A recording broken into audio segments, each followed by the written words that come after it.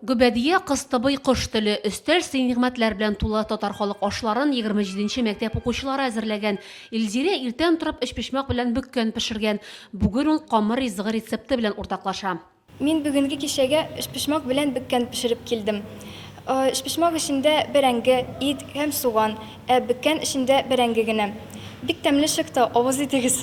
Тыкмашны вак кисәргә кирәк. Тыкмаш вак булса, аш тәмле булыр. Укучылар милли ашлар турында сөйләп кенә калмыйча үз осталыкларын да күрсәттеләр.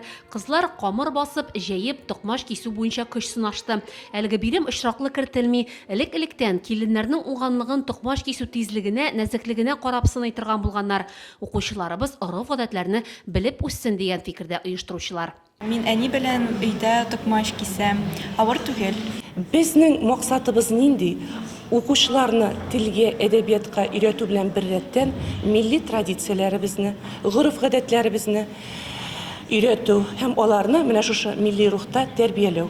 Аш-су бәйгесендә татарлар гына түгел, рус кызлары да бик теләп катнаша, үз көчләрен егетләр дә сынарга була. Тәмле көрәш 27нче мәктәптә туган тел 10 көнлеге кысаларында оештырыла. Теләге булганнар китап күргәзмәсе белән дә танышала. Кунакларны чәкчәк кош теле белән дә сыйлыйлар.